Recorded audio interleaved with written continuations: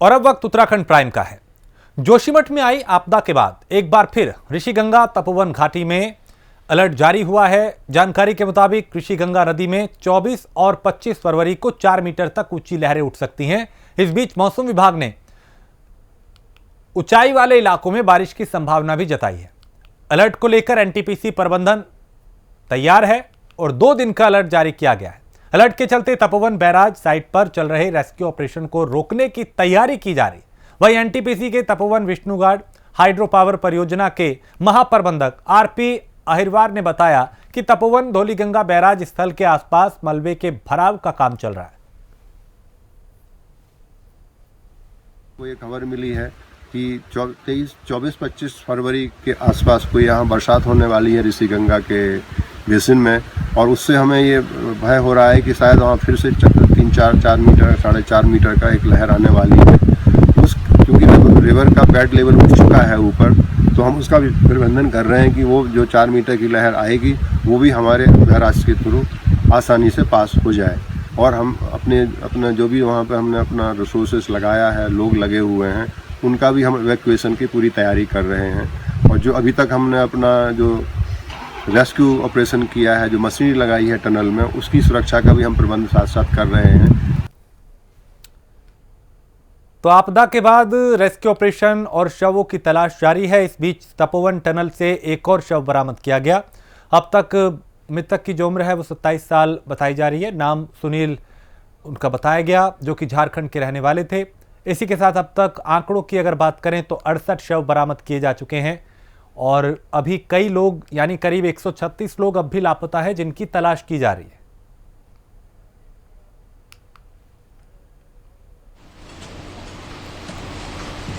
तो यहां पे रेस्क्यू ऑपरेशन लगातार जारी है।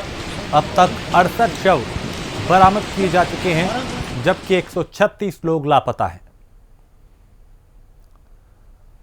आपदा को 15 दिन बीत चुके हैं। इस बीच तपोवन इंटेक टनल समेत बैराज स्थल और ऋषिगंगा रेणी में राहत बचाव कार्य जारी है। एनडीआरएफ टीम ने तपोवन धौलीगंगा बैराज के बैक साइड पर शनिवार रात को सर्च ऑपरेशन चलाया, जहां से 5 शव बरामद किए गए। आपदा में अब तक कुल 68 शव बरामद किए जा चुके हैं। 136 लोग लापता है, जिनकी तलाश के लिए रेस्क्यू ऑपरेशन जारी है।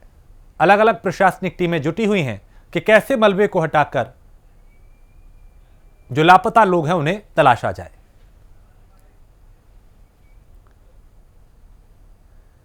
चमोली में आपदा प्रभावित इलाकों से मलबे में दबे लोगों की खोजबीन लगातार जारी है। इस बीच जिला मजिस्ट्रेट स्वाति एस भदौरिया ने आपदा प्रभावित क्षेत्र का जायजा लिया। वहीं तपोवन बैराज में जमा मलबे को खाली करने के लिए एनटीपीसी को अतिरिक्त मशीनें लगाने के निर्देश दिए। साथ ही नदी का पानी ना जाए, इसके लिए बैराज के ऊपर छोर से नदी को दूसरी ओर डाइवर्ट करने के लिए कहा गया। बैराज में पंप से पानी निकालने के बाद इसमें भरा मलबा सूखने लगा है और इसमें एक्सोवेटर मशीनें लगाकर खोजबीन जारी है।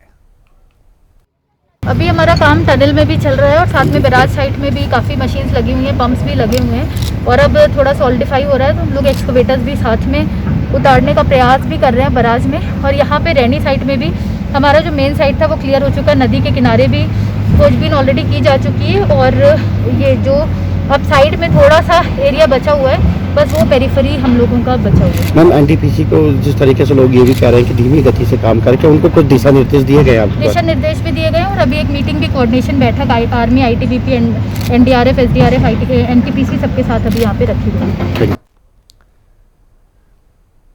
देश में बढ़ रही महंगाई को लेकर रुद्रपुर में कांग्रेस कार्यकर्ताओं ने पदयात्रा का आयोजन किया। इस दौरान कार्यकर्ताओं ने कांग्रेस सरकार पर जो कार्यकर्ता थे उन्होंने सरकार पर निशाना साधा और तंज कसते हुए कहा कि डबल इंजन की सरकार महंगाई में लगाम नहीं लगा पा रही है। यानी उनका जो गुस्सा था वो भारतीय जनता पार्टी की सरकार के खिलाफ था। कांग्रेस के कार्यकर्ता हैं, जाहिर है सरकार को ही घेरेंगे। सरकार बीजेपी की है तो महंगाई के खिलाफ कांग्रेस का यह प्रदर्शन।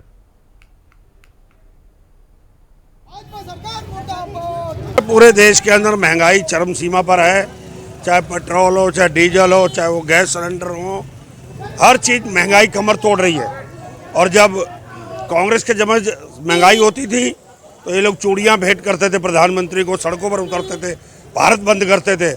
वो कहावत है ना, वो कत्ल नहीं करते तो आ नहीं होती, हम आ भी बढ़ते तो हो जाते हैं बदनाम, चर्चा नहीं होती। तो हालत ये है कि आज कांग्रेस जरा सी भी बोलती है तो बदनाम करते हैं कांग्रेस को, और उन्होंने मार महंगाई कहाँ से कहाँ पहुँचा दी है, कोई पूछने वाला नहीं है, कोई देखने वाला नहीं है। देश भर में बढ़ती महंगाई और 3 नए कृषि कानून के खिलाफ उत्तराखंड में प्रदेश अध्यक्ष प्रीतम सिंह के निर्देश पर पूरे प्रदेश में पदयात्रा निकाली जा रही है। इस बीच राज्य के सभी ब्लॉक और जिला मुख्यालय में कांग्रेस कार्यकर्ताओं ने बढ़ती महंगाई, कृषि कानून को वापस लेने की मांग की, महंगाई कम करने की बात कही। साथ ही कांग्रेस कार्यकर्ताओं ने केंद्र सरकार के खिलाफ नारेबाजी की। उत्तराखंड महिला कांग्रेस के अध्यक्ष सरिता आर्य ने कांग्रेस नेता और पूर्व चेयरमैन रामबाबू मिश्रा के निवास पर पहुंचकर एक प्रेस कॉन्फ्रेंस की।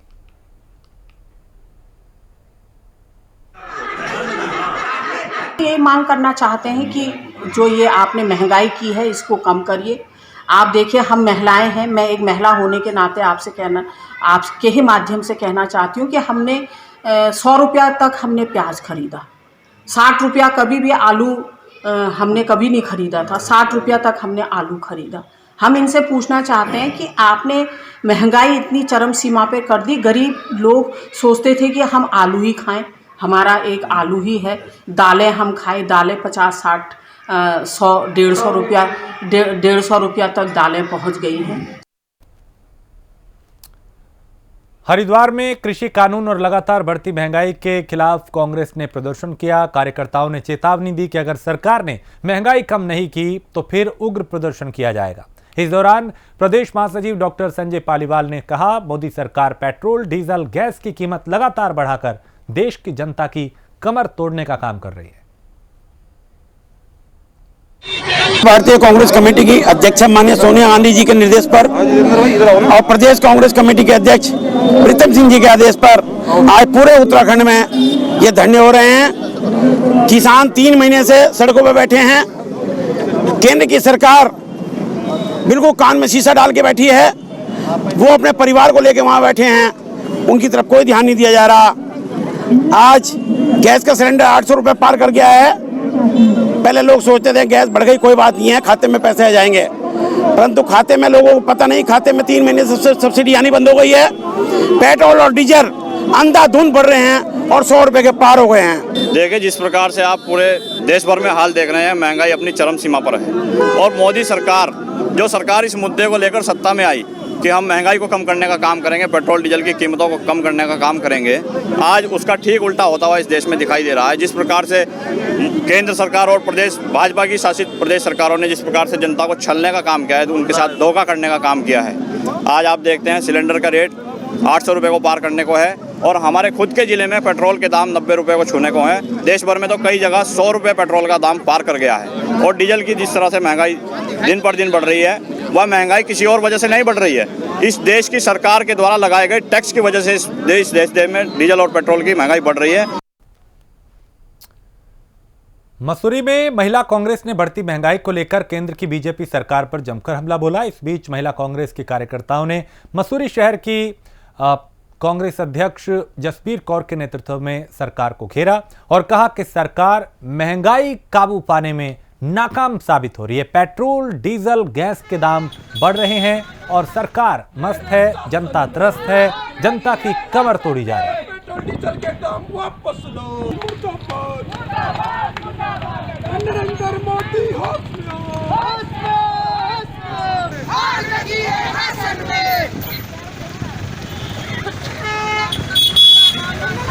प्रतिदिन 1 महीने में 12 बार इन्होंने बढ़ा दिए हैं, राशन इन्होंने बढ़ा दिए, गैस का सिलेंडर इन्होंने बढ़ा दिया। एक गृहिणी को अपने बच्चों को खाना बनाने में इतनी परेशानी हो रही है, वो क्या करे। एक तो रोजगार नहीं है, कोरोना की वजह से रोजगार खत्म, ऊपर से रोजगार खत्म तो इन्होंने महंगाई की मार कर दी है।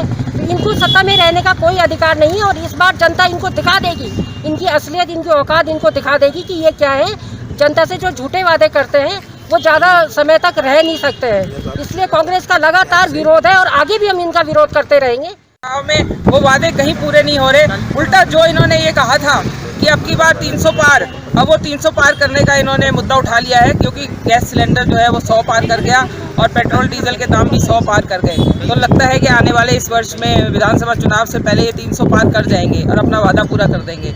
बाकी इन्होंने कोई वादे तो ऐसे पूरे नहीं किए। मैं आज पूछना चाहती हूँ स्मृति ईरानी जी से कि आप कहाँ हैं आज, जब आप सिलेंडर सिर पे ले लेकर नाच रही थी, जिस समय कांग्रेस की सरकार में सिर्फ 7 रुपये सिलेंडर के रेट बढ़े थे, तब तो आपने पूरे जितने भी आपके बूथ थे उसके ऊपर भी सिलेंडर सजा दिए थे।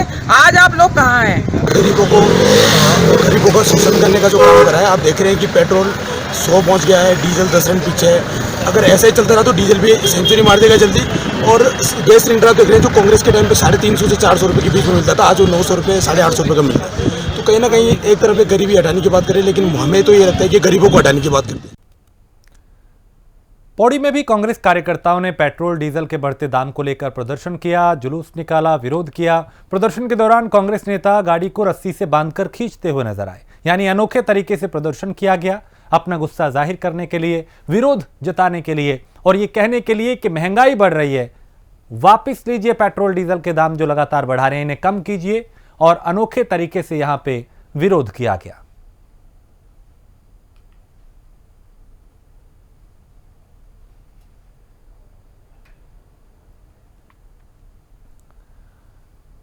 आम आदमी पार्टी के प्रदेश प्रभारी दिनेश मोहनिया ने अपने एक बयान में सियासी हलचल मचा दी है। बयान से उन्होंने कहा, आने वाले कुछ महीनों में प्रदेश की सियासत में बड़ा फेरबदल देखने को मिलेगा। दिनेश मोहनिया ने कहा, उत्तराखंड सरकार में एक कैबिनेट मंत्री और 4 विधायक उनके संपर्क में हैं। उन सभी की पार्टी स्तर पे पूरी बातचीत हो चुकी है। वो जल्द ही विधानसभा की सदस्यता छोड़कर आम आदमी पार्टी का दामन थामेंगे। दिनेश मोहनिया ने कहा कि समय आने पर उन नामों का खुलासा किया जाएगा।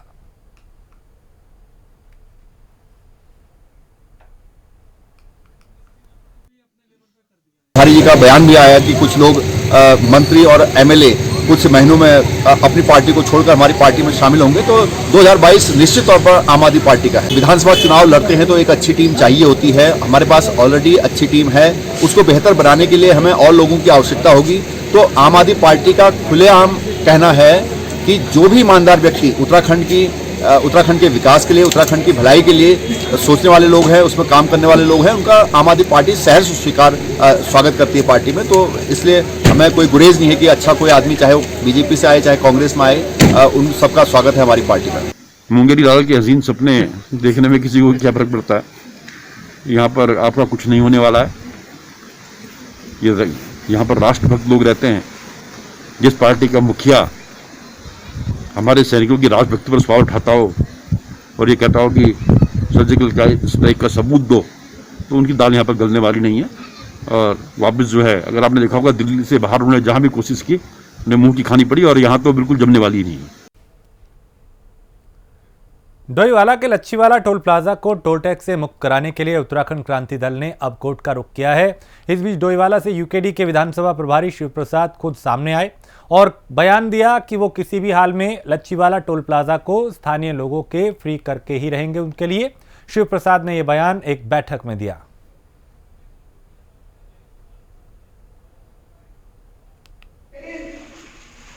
क्रांति दल के जितने भी डोईवाला में वार्ड हैं, सभी वार्ड मेंबर्स की ये सबसे बड़ी चिंता थी कि ये जो टोल प्लाजा शुरू किया गया है और 20 किलोमीटर के दायरे के लोगों से भी जो है जबरन टोल लिया जा रहा है, इसको लेकर के सभी वार्ड मेंबर्स की बड़ी चिंता थी। और इस पे एक आज हम लोग ये बैठक का आयोजन किया था और इसमें सभी ने एक मत से इस बात पर निर्णय लिया है कि उत्तराखंड क्रांति दल इस टोल प्लाजा के खिलाफ हाई कोर्ट की शरण में जाएगा, क्योंकि हमारा ये कहना है कि जहाँ पर ये टोल प्लाजा स्थापित किया गया है ये हाथी कॉरिडोर है, यहाँ पर ये टोल प्लाजा स्थापित किया ही नहीं जा सकता। ये पर्यावरण और एनजीटी के नियमों के अनुसार भी नहीं है। रुड़की में भीम आर्मी और आजाद समाज पार्टी के कार्यकर्ताओं और पदाधिकारियों ने 3 लोगों के खिलाफ केस दर्ज करने की मांग की है। इन लोगों का आरोप है कि तीनों ने मिलकर सोशल मीडिया पर धार्मिक भावनाओं को भड़काने की कोशिश की है। वहीं ये शिकायत शहर के सिविल लाइन कोतवाली में दर्ज की गई है और इस पे प्रशासनिक अधिकारियों का, पुलिस वालों का भी ये कहना है कि जल्द इस पे जांच की जाएगी और फिर कार्रवाई की जाएगी।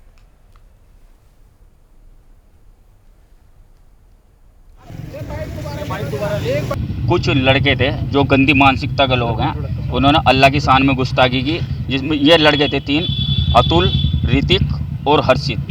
इन्होंने अल्लाह की शान में गुस्ताखी की, जो हरगिज मुस्लिम बर्दाश्त नहीं करता। आस्था किसी की भी हो, आस्था सबकी बराबर होनी चाहिए, मान सम्मान सबका होना चाहिए। किस तरह का गुस्सा है, क्या बात हुई इंस्पेक्टर साहब की? इंस्पेक्टर साहब से यही बात हुई, उन्होंने अपने संज्ञान में ले लिया और हमें रिसीविंग दे दिया, आश्वासन दिया कि इस मामले की जांच हम खुद करेंगे और जो भी कार्रवाई होगी दोषियों को जेल भेजा जाएगा। देखिए, एसपी देहात कार्यालय में हम आज पदाधिकारियों के साथ पहुंचे हैं। मुद्दा बहुत ही अहम है और जिस मुद्दे पर हम पहुंचे हैं, शायद पत्रकार बंधुओं को उस मुद्दे के बारे में पहले भी अवगत कराया गया हमारे सभी पदाधिकारियों के द्वारा, जिन्होंने सिविल लाइन कोतवाली में उसमें मुकदमा भी दर्ज कराया है। मुद्दा इस प्रकार से है कि एक ऋतिक नाम का लड़का है जिसने नबी की शान में, अल्लाह की शान में गुस्ताखी की है और उसने जो है इस तरह के अभद्र कमेंट फेसबुक के माध्यम से, एक सोशल साइट के माध्यम से किए हैं, जिसे पूरे भारत देश के साथ साथ में पूरे विश्व भर के लोग देखते हैं। उसने उस साइट पर इतने अभद्र भाषा का इस्तेमाल किया है कि जो मैं आपके चैनल के माध्यम से नहीं बता सकता हूँ। ये सिविल लाइन कोतवाली में 2 दिन पूर्व एक मुकदमा कायम किया गया था जो इस निंदा से संबंधित था। उसको पुलिस ने टेकअप भी किया है और जल्दी इस पर हम शीघ्र कार्रवाई भी करेंगे। इसी चीज़ को लेके भीम आर्मी के पदाधिकारी यहाँ आए थे और अपना एक उन्होंने पक्ष रखा है, उसको भी हम लोग इसमें सम्मिलित कर रहे हैं और जल्दी इस पर सख्त कार्रवाई करेंगे।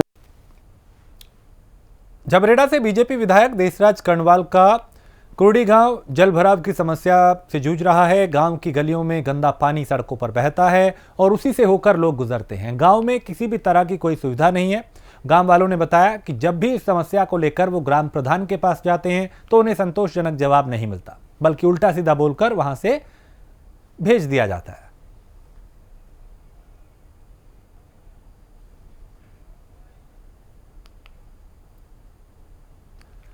तो भारत सरकार के जरिए चलाए जा रहे 2021 स्वच्छ सर्वेक्षण के तहत दिनेशपुर में सफाई अभियान चलाया जा रहा है। दिनेशपुर नगर पंचायत के चेयरमैन सीमा सरकार और अधिशांसी अधिकारी संजय कुमार के नेतृत्व में मुख्य चौराहे पर सफाई अभियान चलाया गया। इस दौरान नगर पंचायत के सभासद और कर्मचारी भी मौजूद रहे।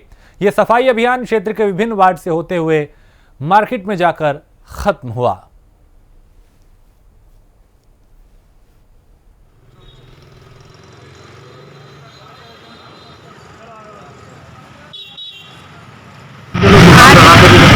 हफ्ते की छठे के दिन वो सफाई अभियान चलाया जा रहा है कि सफाई स्वस्थ होना चाहिए। शहर के अंदर सफाई की बहुत जरूरी है। एक दिन सफाई के लिए काम करवाना चाहते हैं, क्योंकि सफाई के साथ पूरे देश में, भारतवर्ष में जो सफाई अभियान चल रहा है, चला रहे हैं, बहुत अच्छे काम है। इसे करना भी जरूरी है, बहुत जरूरी काम है ये। भारत सरकार के द्वारा जो है स्वच्छ सर्वेक्षण 2021 में दिए गए निर्देशों के क्रम में प्रत्येक रविवार को जो है विशेष सफाई अभियान या पॉलीथीन उन्मूलन के संबंध में कार्रवाई हेतु निर्देशित किया गया है, जिसके क्रम में हमारे द्वारा भी आज निकाय में जो है इसकी शुरुआत की गई है। पिछले हफ्ते हमारा कोई बैनर बन रहा था तो उसमें भी हमने वैसे किया था, लेकिन आज पूरे शहर में जो है मुख्य बाजार में इसका पॉलीथीन जहाँ पर पड़ी हुई थी उसको हटा दिया और साथ ही जो है हमने बिन फ्री और प्लास्टिक मुक्त शहर की विज्ञप्ति प्रकाशित की है। अगर उसके बाद अगर कोई कार्रवाई अगर पॉलीथीन वो करेगा। रुड़की की गंगनहर कोतवाली में तैनात कांस्टेबल यशपाल भंडारी ने खुद ही पर्यावरण सुरक्षा का बीड़ा उठाया। इसके लिए उन्होंने अपने खर्च से कोतवाली परिसर और आसपास सफाई करवाने के साथ दर्जनों पौधे लगाए। यशपाल का कहना है कि कार्यस्थल को भी घर जैसा रखना चाहिए।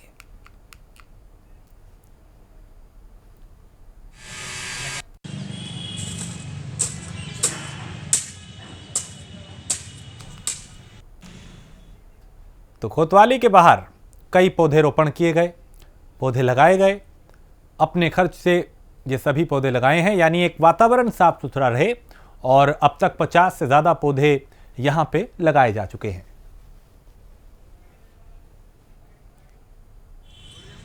कि जिस तरह हम अपने घर को साफ स्वच्छ रखते हैं और उसी प्रकार से हम थाने को स्वच्छ रखने की एक मुहिम चलाना चाहते हैं। जिस तरीके से कोतवाल साहब ने भी अच्छी मुहिम चलाई है, जिसमें उन्होंने बहुत कुछ काम करवा रहे हैं, तो हमने भी एक छोटा सा काम लिया है जिसे साफ स्वच्छ रखें। जिस तरह हम अपने घर को साफ स्वच्छ रखते हैं, उसी प्रकार हम इस थाने को हम और हमारे साथीगण और कर्मचारी और अधिकारी सभी साफ स्वच्छता में बहुत योगदान देते हैं। और इसी प्रकार मैंने भी सोचा जिस प्रकार से हम घरों को साफ़ रखते हैं अपने, उसी प्रकार जहां हम रहते हैं 24 घंटे बिताते हैं उसे भी साफ़ रखें और पर्यावरण को भी सुरक्षित करें। जैसे कहीं गंदी जगह पड़ी है या कुछ साफ़ सुथरा रखें और उस जगह पौधे लगा लें, इससे आने जाने वालों को भी काफ़ी प्रभाव पड़ता है, इससे कि पुलिस साफ सुथरा रखते हुए स्थानों को सही रख सकती है। हरिद्वार में होने वाले कुंभ को लेकर सरकार ने नई एसओपी जारी कर दी है, जिसके मुताबिक कुंभ 1 अप्रैल से 28 अप्रैल तक होगा। गुरुकुल कांगड़ी की तरफ से लगातार विश्व शोधीय पादप महाकुंभ का आयोजन वर्चुअल रूप से किया जा रहा है, जिसमें विभाग के अध्यक्ष और वैज्ञानिक प्रोफेसर सत्येंद्र कुमार राजपूत ने बताया कि 14 जनवरी से उन्होंने कुंभ से जुड़ा काम शुरू कर दिया था। वहीं कुंभ में पादप पौधों को प्रदर्शित किया जा रहा है, जिसके चलते ऑनलाइन गुरुकुल कांगड़ी फार्मेसी के स्टूडियो से देश विदेश में लोगों को जानकारी दी जा रही है।